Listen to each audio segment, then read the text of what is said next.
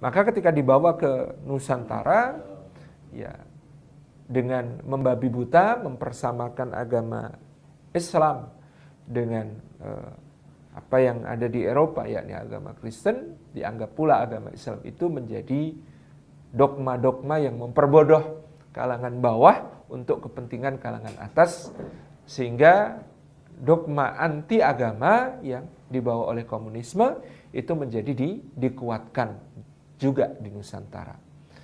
Jadi anti feodalisme, anti agama, ya ini ada di dalam tubuh komunisme di Indonesia, sehingga kita kemudian akan melihat betapa kemudian dahsyatnya pengaruh komunisme ini pada kalangan rakyat kecil yang diajari untuk membenci adanya kaum agama, kaum birokrat, ya, kaum kapitalis, tapi sekaligus juga kaum feodal, ini menjadi seakan-akan musuh bersama. Jadi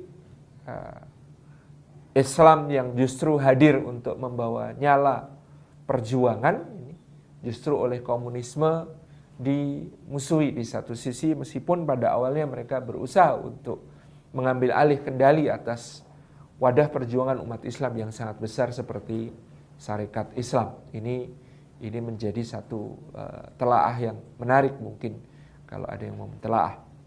Tetapi kebencian kaum komunis terhadap tadi kebangsawanan, juga kemudian pemuka-pemuka agama Islam ini semakin menguat, yang bisa kita lihat di dalam peristiwa-peristiwa seperti peristiwa yang terjadi di Sumatera Timur pada tahun 1946, di mana kaum komunis menghabisi keluarga Kesultanan Asahan, ya, dan lain sebagainya, dengan pembinasaan yang sangat mengerikan, kekejian-kekejian yang sangat menyeramkan. Demikian pula lebih-lebih tampak dalam pemberontakan PKI di Madiun yang mencapai puncaknya pada tahun 1948, di mana pesantren-pesantren dengan kiai-kiainya, ulama-ulamanya menjadi target dari pembunuhan, penyiksaan, dan juga penganiayaan dan penghancuran oleh orang-orang yang terjangkiti faham komunisme yang sangat jahat ini. Kepulangan Musso dari Soviet, dari Moskow, itu juga menjadi satu nyala perjuangan baru bagi kaum Partai Komunis Indonesia, di mana kemudian Musso membakar semangat rakyat untuk ikut Nabi Musa, ya, Nabi Musa dikiranya Nabi Musa, yang kemudian mengobarkan perlawanan dengan menantang pemerintah Indonesia yang sah, Presiden Soekarno dan Wakil Presiden Muhammad Hatta yang pada saat itu berkedudukan di Yogyakarta, dan salah satu pejabat tinggi pemerintahan, mantan Perdana Menteri Amir Syarifuddin, penandatangan perjanjian Renville yang banyak merugikan pemerintah Indonesia dan kemudian membuat dia banyak tidak disukai oleh kalangan pejabat yang lain, ini bergabung. Nah, Amir Syarifuddin bergabung dengan Musso, ya, memang dia beraliran kiri sejak awal, kemudian semakin menguatkan pemberontakan PKI di Madiun ini.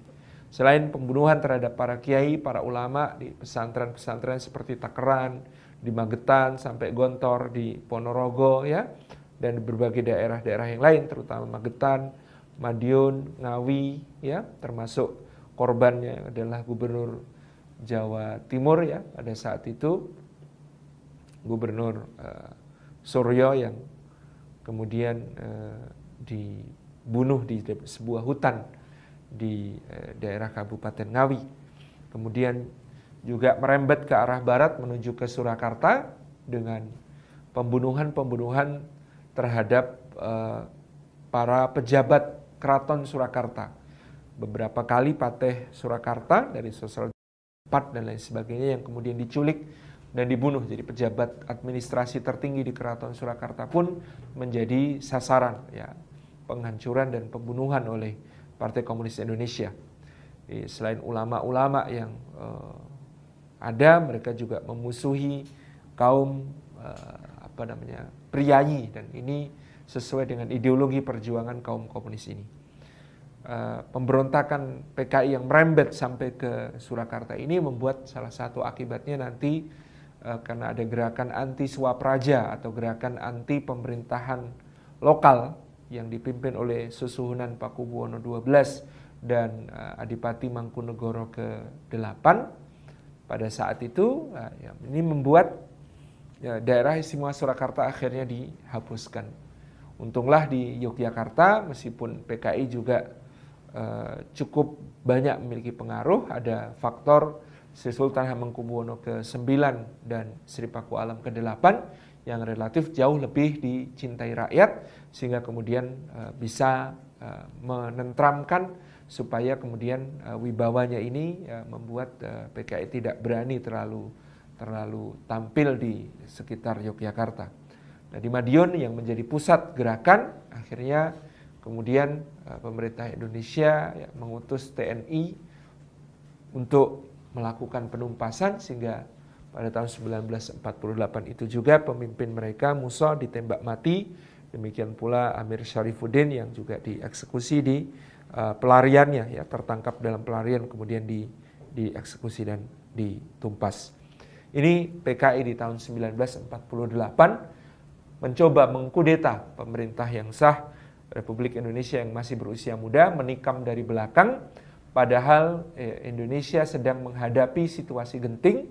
Agresi militer Belanda yang pertama terjadi, kemudian disusul dengan agresi militer Belanda yang kedua, tapi tega-teganya PKI ini justru menikam dari belakang dengan mendirikan Soviet Republik Indonesia yang beribu kota di Madiun. Itu yang menjadi satu bukti bahwa antara bangsa kita, bangsa Indonesia yang meneguhkan di dalam konstitusinya bahwa negara berdasar atas ketuhanan yang Maha Esa, ini sangat tidak sesuai dengan ideologi komunisme yang dibawa oleh PKI.